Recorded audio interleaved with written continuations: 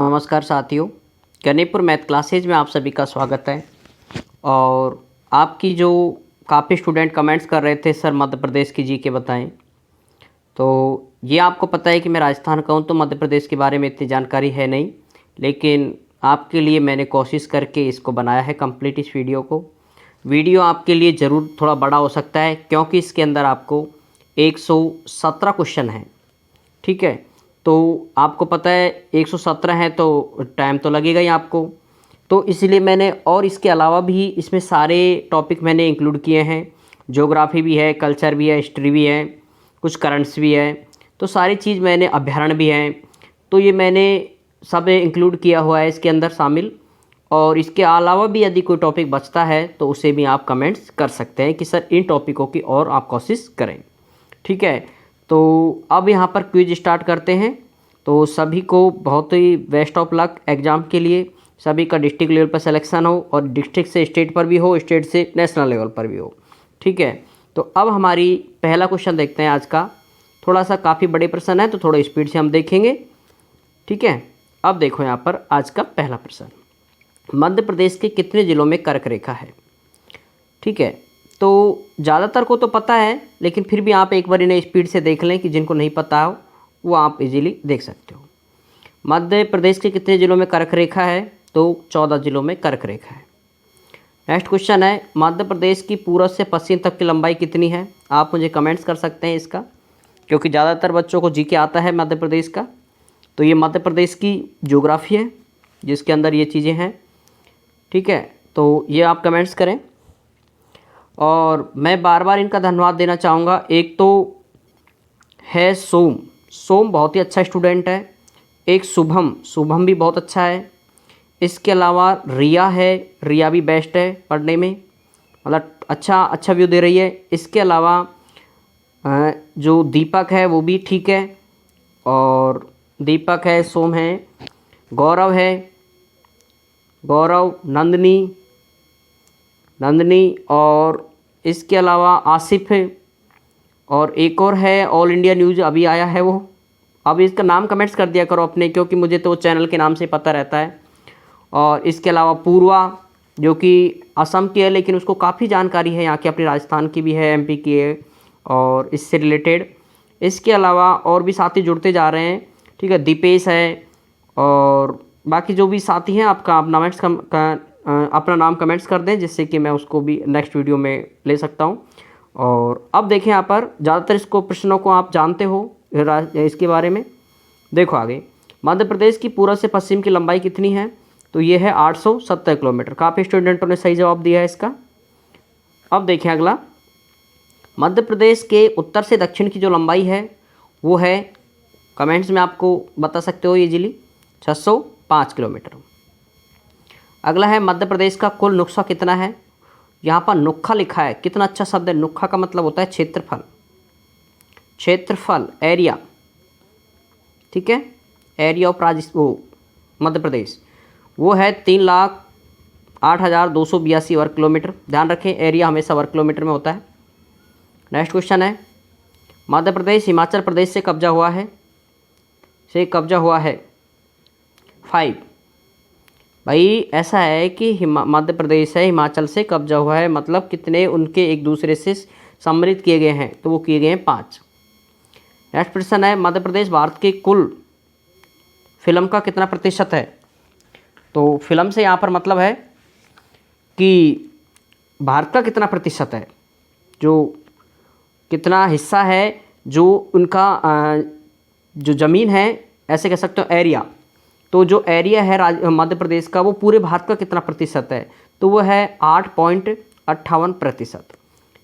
ठीक है, सॉरी 9.38, 8 नहीं बेटा, 9.38% है। ये आंसर गलत है, 9 ये थोड़ा गलत लिखा है यहाँ पर, 9.38। ठीक है, ए आंसर।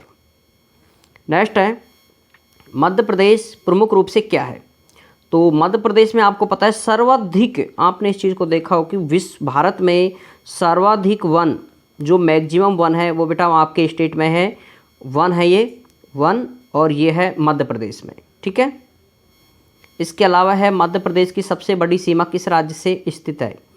किस राज्य से स्थित है, मतलब किस राज्य से मिलती है, किस राज्य की सबसे वो है, तो वो है यूपी की। यूपी की सबसे ज़्यादा सीमा लगती है मध्य प्रदेश के। अगला है भौतिक आधार पर वर्तमान मध्य प्रदेश को किस तरह के प्रोटोटाइप बताया गया है। ठीक है, तो कितने प्रकार के प्रोटोटाइप बताया गया है, वो बताया गया है बेटा 7 प्रकार के। नेक्स्ट क्वेश्चन है मध्य प्रदेश का सबसे बड़ा भूभाग कौन सा है, ये आपने पढ़ा होगा, अच्छा प्रश्न है। तो सबसे बड़ा जो भूभाग है वो है मालवा का ऑपरेशन। ठीक है, इसके अलावा है नेक्स्ट क्वेश्चन, मध्य प्रदेश का चेरापूंजी किसे कहा जाता है, कमेंट्स करें आप इसे। तो रिया, सोम, शुभम कमेंट्स करें काफ़ी। ठीक है, चलो अब ज़्यादा समय नहीं लेंगे क्योंकि काफ़ी बड़ा वीडियो हो जाएगा ये, फिर आप कहोगे सर इतना लंबा है। पंचमढ़ी ये आंसर। ठीक है, मध्य प्रदेश में कितने सरदार हैं, कितने सरदार हैं, ठीक है, तो वो है बेटा 10। नेक्स्ट क्वेश्चन, मालवा का ऑपरेशन मध्य प्रदेश के कितने ज़िलों में फैला हुआ है, ये फैला हुआ है 16 डिस्ट्रिक्टों में। मालवा की सबसे ऊंची चोटी का नाम क्या है, मालवा का पठार है उसकी सबसे ऊंची चोटी का नाम सिगार। नेक्स्ट प्रश्न, महादेव पर्वत किस राज्य में स्थित है, ये तो आपको पता है, आपके डिस्ट्रिक्ट की हो रही है तो एमपी में होगा, ये अच्छा प्रश्न था। चंबल घाटी किस मोड़ पर स्थित है, चंबल नदी आपको पता है राजस्थान में भी है। ठीक है, वही आपके मध्य प्रदेश में भी जाती, मध्य प्रदेश से निकलती हुई, ऐसा है, ये है राजस्थान ऐसे, तो इस तरह से एमपी से निकलती हुई यहाँ राजस्थान में प्रवेश करती हुई यूपी में जाती है, यहाँ यूपी और यहाँ पर है एमपी। ठीक है, ये हमारा राजस्थान है। तो ये है 17 प्रश्न में है मध्य भारत का ऑपरेशन, चंबल घाटी किस मोड़ पर स्थित है, मध्य भारत के ऑपरेशन पर। अगला है मध्य प्रदेश में किस भाषा में अधिक वर्षा होती है, तो ये तो आपको ज़्यादा पता होगा, पूर्वी भाग में। अगला प्रश्न, गुजरात और राजस्थान से सीमा बनाने वाले मध्य प्रदेश का ज़िला कौन सा है, तो मध्य प्रदेश का ज़िला है झाबुआ। झाबुआ ज़िला है मध्य प्रदेश का, वो गुजरात और राजस्थान के सीमा बनाता है। नेक्स्ट प्रश्न है, भूवैज्ञानिक दृष्टि से मध्य प्रदेश का खालिस्तान का भाग है, तो ये है गोंडावन भूमि का भाग है। ठीक है, नेक्स्ट प्रश्न, वर्तमान मध्य प्रदेश को कितना भौतिक विभक्त किया गया है, तो वर्तमान वर्ग को 7 भौतिक प्रदेशों में बांटा गया है। अगला है मध्य प्रदेश का सर्वोच्च शिखर धूपगढ़ कहाँ स्थित है, सर्वोच्च शिखर है धूपगढ़, और वो कहाँ स्थित है, सतपुड़ा श्रेणी में। नेक्स्ट प्रश्न, निम्नलिखित में से कौन सा जिला मालवा के ऑपरेशन के अंतर्गत नहीं आता, तो देवास आता है, मुगल आता है, और ये कौन सा है, हाला भी आता है, बैतूल नहीं आता। नेक्स्ट प्रश्न, मध्य प्रदेश का फिल्मांकन देश के फिल्मांकन का कितना प्रतिशत है, तो वो है 9.38%। मैं यहाँ पर समय नहीं लेते हुए आपका और आगे बढ़ रहा हूँ क्योंकि 117 प्रश्न है, समय लगेगा। मध्य प्रदेश का सर्वोच्च शिखर धूपगढ़ की पैदल दूरी क्या है, तो इसकी जो पैदल दूरी है वो है बेटा 1350 मीटर की। नेक्स्ट प्रश्न है, मध्य प्रदेश किस राज्य के साथ न्यूनतम सीमा बनाता है, आपको पता है सबसे ज़्यादा तो किसके साथ बनाता है, यूपी के साथ में प्लस सबसे ज़्यादा, और सबसे कम बनाता है गुजरात के साथ में, GU गुजरात माइनस मतलब सबसे कम। नेक्स्ट प्रश्न है, मध्य प्रदेश की प्राकृतिक संरचनाओं में मुख्य रूप से कितने भाग लगाए जाते हैं, तो ये हैं 3 भाग। ठीक है, मुख्य रूप से कितने भाग लगाए जाते हैं, भाग है ये 3 भाग।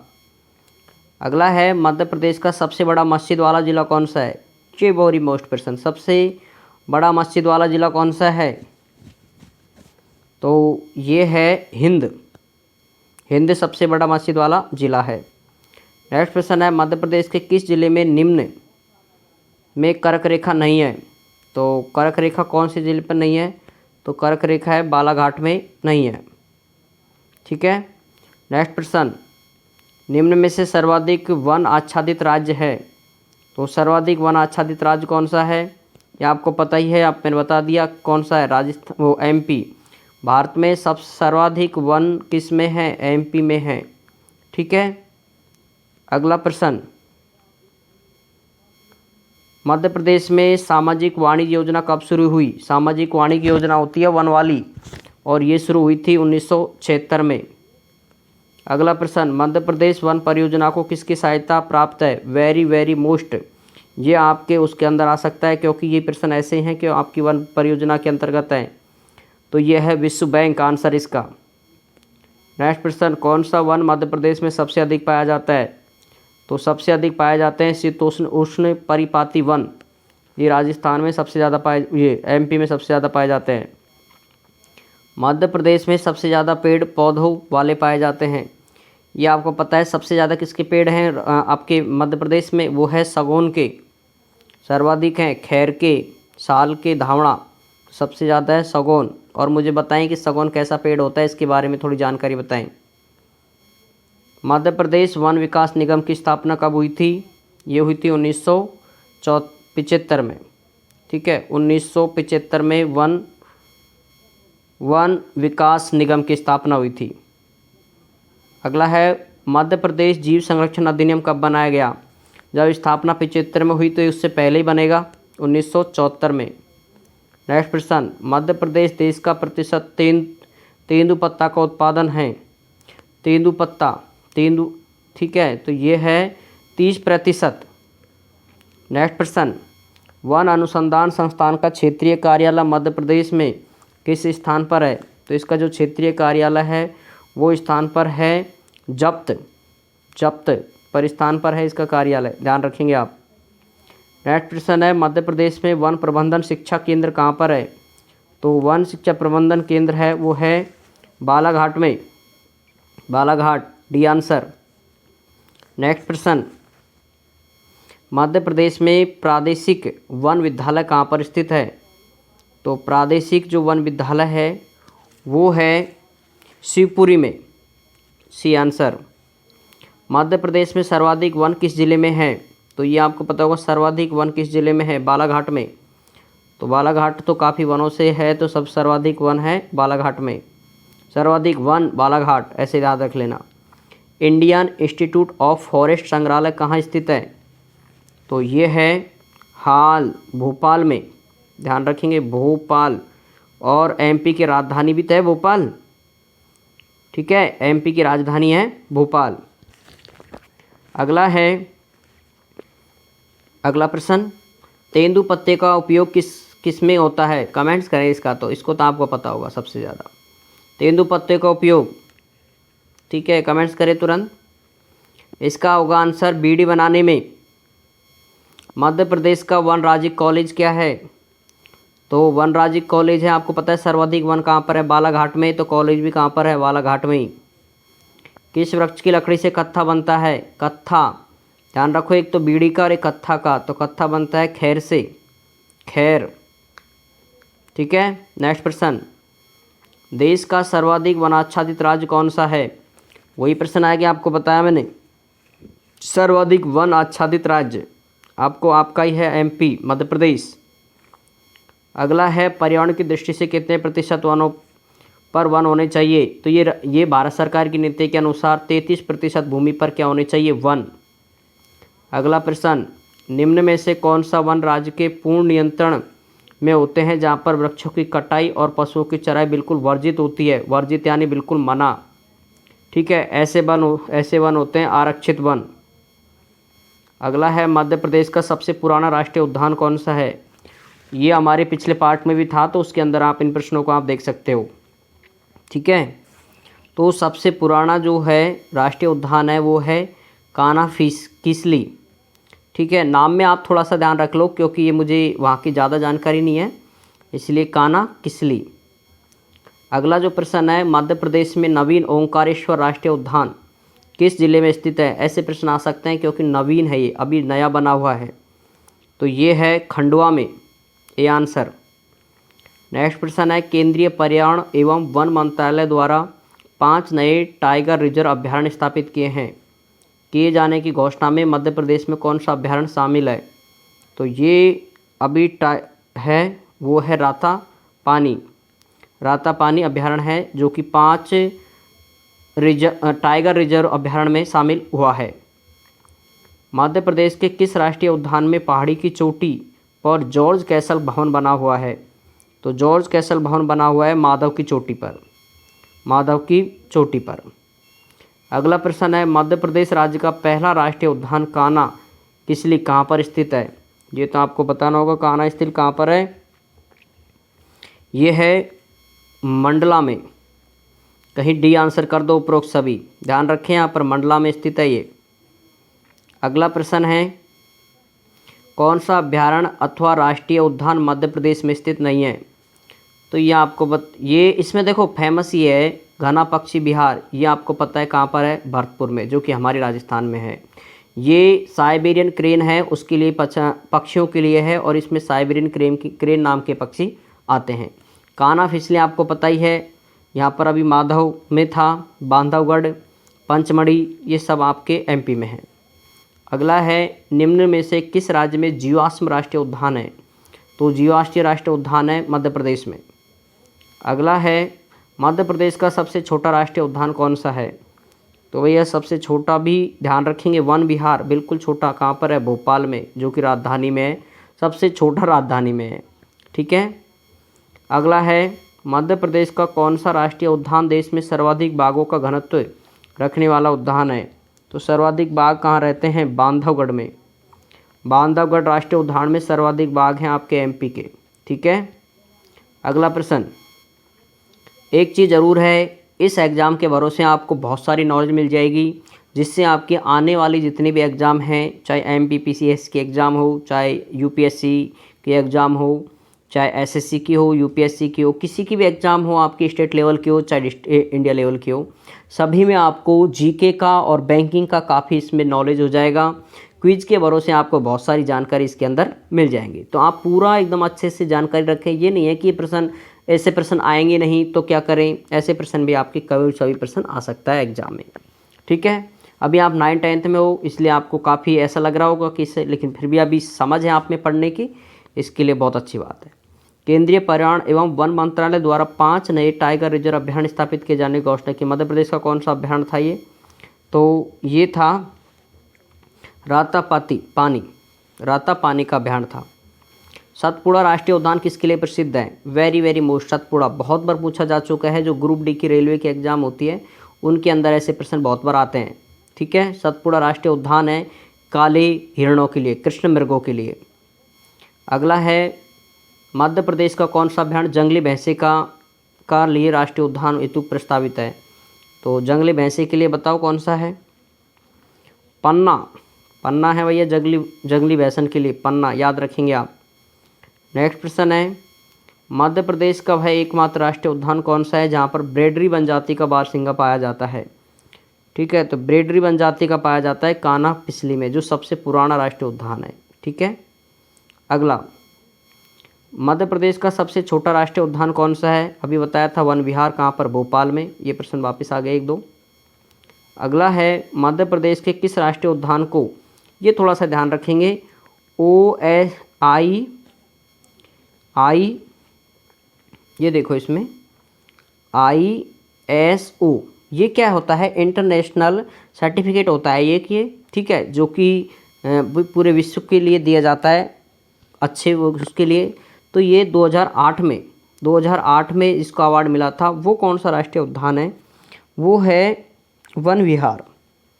ठीक है। ये है वन विहार, जो कि सबसे छोटा भी है शायद, भोपाल में इसको मिला है ये। अगला प्रश्न है, सर्वेक्षण रिपोर्ट, कुछ करंट्स हैं इसके अंदर देखो। स्वच्छ सर्वेक्षण 2020 में लगातार चौथी बार प्रथम स्थान किस शहर में प्राप्त हुआ? तो ये आपको पता है इंदौर बहुत ही स्वच्छ शहर है, जिसके बारे में आपको काफ़ी जानकारी होगी। कोई यहाँ पर इंदौर का है तो आप कमेंट्स करें कौन है। ठीक है। अब देखें इसका नेक्स्ट, मैसूर शायर राहत इंदौरी, पता ही है आपको राहत इंदौरी साहब, जिनका अगस्त 2020 में निधन हो गया था, का जन्म मध्य प्रदेश के किस शहर में हुआ था? तो ये आपको बताना है। वैसे भी इंदौरी साहब हैं तो इंदौर के ही हैं, ठीक है, ये आंसर इंदौर। नेक्स्ट प्रश्न है, प्रधानमंत्री मोदी ने मध्य प्रदेश के किस शहर में देश के सबसे बड़े सोलर प्लांट का उद्घाटन किया है? तो वो भी कहाँ का किया है? इंदौर का, जो सबसे स्वच्छ शहर है, ठीक है, वहाँ पर सोलर प्लांट का भी किया गया है।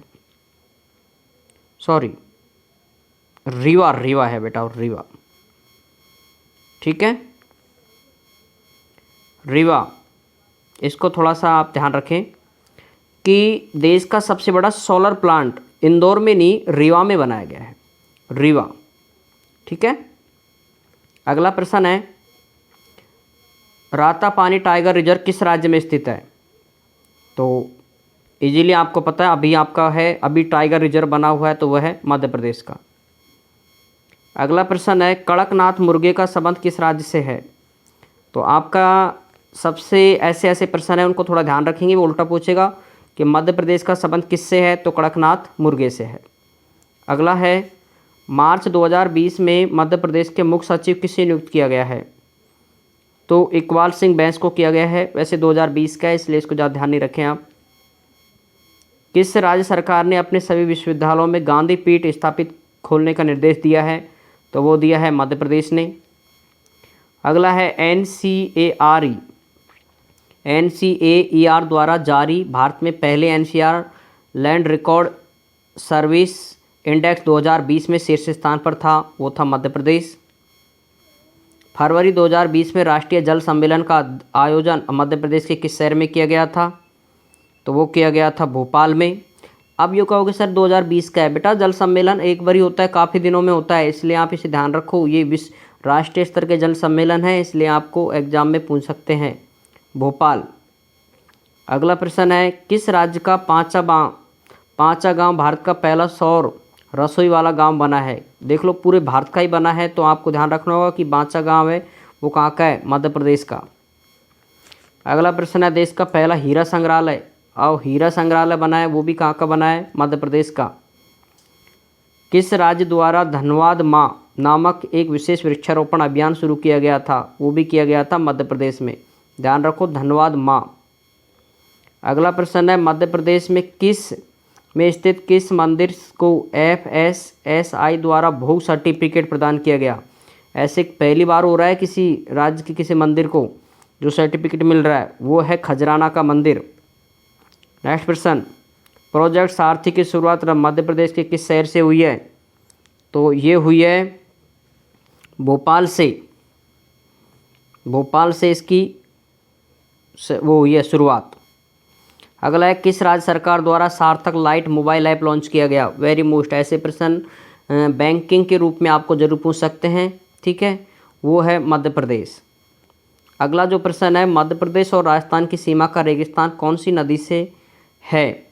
मध्य प्रदेश और राजस्थान की सीमा का रेगिस्तान कौन सी नदी से है? तो ये नदी है आपकी, थोड़ा ध्यान रखें इसके अंदर, चंबल नदी। अगला प्रश्न है, अडोर किस नदी के किनारे है?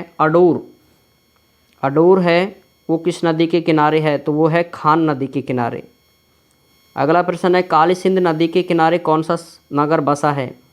तो काली सिंध के पास में बसा है सोनकच्छ।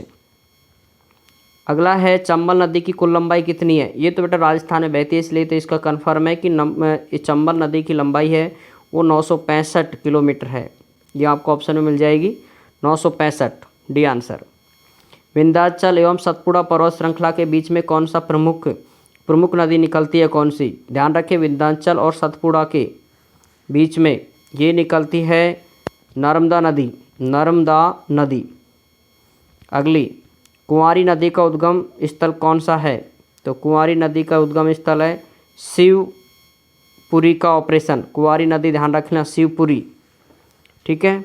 नेक्स्ट प्रश्न, तवा नदी का उद्गम मध्य प्रदेश के किस जिले में होता है? तो यह है क्वाइन गाजियाबाद।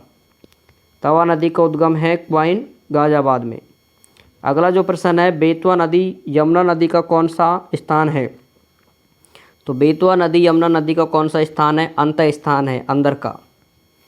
अगला है, अमरकंटक किस नदी का उद्गम स्थान है? तो अमरकंटक की पहाड़ी है वो वहीं से अमरकंटक नदी भी निकलती है। तो ये कौन सी नदी का उद्गम है? तो वो है बेटा नदी का, बेटा नदी। अगला प्रश्न है, मध्य प्रदेश की किस नदी को स्वर्ण नदी भी कहा जाता है? तो इसकी स्वर्ण नदी कहा जाता है, वो भी है बेटा नदी को ही स्वर्ण नदी कहा जाता है। अगला प्रश्न है, कौन सी नदी मध्य प्रदेश की सबसे प्रसिद्ध नदी है? तो मध्य प्रदेश की सबसे प्रसिद्ध नदी है बेतवा नदी। वैसे इसका बेटा थोड़ा कन्फर्म नहीं है कि बेतवा नदी है क्या, बाकी नर्मदा नदी सबसे ज़्यादा फेमस लगती है मुझे तो, बाकी ये दे रखा है इसमें बेतवा नदी। तो आप इसे कमेंट्स कर देना उस नदी को कि कौन सी सर है, नर्मदा है या बेतवा है। मध्य प्रदेश का सबसे ऊंचा जलप्रपात कौन सा है? तो ये सबसे ऊंचा जलप्रपात है चचाई, ऊंचा भी आ रहा है चचाई, ठीक है। अगला प्रश्न है, कौन सी नदी मध्य प्रदेश और उत्तर प्रदेश के बीच की सीमा को का निवास करती है? तो मध्य प्रदेश की और इनकी सीमा का निवास करती है, तो वो करती है जामनी नदी, ठीक है। कौन सी नदी कर्क रेखा को 2 बार पार करती है? तो ये आपको पता है, चंबल नदी तो करती नहीं है। माही नदी जो कि राजस्थान में भी बहती है, ये इस तरह से है बेटा, ये है अपना हमारे राजस्थान, इधर है डूंगरपुर और इधर है प्रतापगढ़, ठीक है, बांसवाड़ा, इधर है बांसवाड़ा, ये है बांसवाड़ा यहाँ पर, ठीक है, बांसवाड़ा, और ये ऐसे बहती है इस तरह से। ये है आपकी चंबल नदी, वो माही नदी, ये माही नदी है, ये लिखा है मैंने, ये माही नदी। तो ये एमपी से ऐसे जाती है और एक कर्क रेखा ऐसे गुजरती है बेटा राजस्थान से, इसलिए राजस्थान को ये कितनी बार काटती है? माही नदी कर्क रेखा को 2 बार काटती है। यहाँ पर अगला प्रश्न है, नर्मदा नदी मध्य प्रदेश में कितने किलोमीटर में छूट गया है? तो कितने किलोमीटर में छूट गया है? 1070 में किलोमीटर, ठीक है। अगला है, मध्य प्रदेश की किस नदी में रेवा के नाम से जानी जाती है? तो बहुत ही फेमस नदी है ये, तो राजस्थान की बिल्कुल जीवन रेखा सी एक तरह, नर्मदा नदी। अगला जो प्रश्न है, मकर संक्रांति किस नदी पर स्थित है? तो मकर संक्रांति है वो किस नदी पर स्थित है? वो है आपकी इंद्रावती नदी पर, ये आप ध्यान रखोगे। अगला प्रश्न है, शिप्रा नदी किस नदी में सहायक नदी है? तो किस नदी की सहायक नदी है शिप्रा नदी? तो ये है चंबल नदी की सहायक नदी है, शिप्रा नदी है चंबल नदी की। अगला है, नामकरण नदी की कुल लंबाई है। तो इसकी जो कुल लंबाई है नामकरण नदी की, वो है 13-12, ध्यान रखोगे 13 और 12। अगला प्रश्न है, विदिशा किस नदी के तट पर बसा हुआ है? तो विदिशा बसा हुआ है बेतवा नदी के तट पर। अगला प्रश्न है, सरदार सरोवर बांध किस नदी पर बनाया गया है? बांध से भी आपका प्रश्न आ सकता है, इसलिए वेरी वेरी मोस्ट ध्यान रखेंगे आप, बांध आपके एग्जाम में पूछा जा सकता है। तो ये है सरदार सरोवर बांध किस नदी पर स्थित है? तो यमुना नदी, ताप्ती नदी, गंगा नदी। तो सरदार सरोवर बांध है वो है यमुना, कहा गया, यमुना, ताप्ती, गंगा। कमेंट्स करें आप इसे, सरदार सरोवर बांध कौन सी नदी पर स्थित है? ठीक है, एक प्रश्न आपके लिए छोड़ रहा हूँ मैं, सरदार सरोवर बांध कौन सी नदी पर स्थित है? अगला है, जल प्रपात नदी का निर्माण कौन सा है? मंदार, दर्दी, दीपक धारा, सहस्र धारा, कपिल धारा, दुग्ध धारा और बहुत सारे। तो इसमें आएगा बहुत सारे। किस नदी को मध्य प्रदेश की जीवन रेखा कहा जाता है? तो ये कहा जाता है बेटा नर्मदा नदी को, ठीक है। अगला है, बेतवा नदी किस नदी पर स्थित है? बेतवा जो नदी है वो है यमुना नदी पर। अगला प्रश्न है, जल अभियान की शुरुआत किस राज्य में की गई? तो जल अभियान की शुरुआत की गई थी मध्य प्रदेश में। मंडला किस नदी के किनारे बसा हुआ है? मंडला ध्यान रखेंगे आप, मंडला बसा हुआ है नर्मदा नदी के किनारे। अगला प्रश्न, मध्य प्रदेश की दूसरी सबसे लंबी नदी कौन सी है?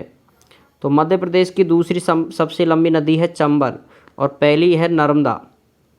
फर्स्ट नर्मदा, दूसरी चंबल।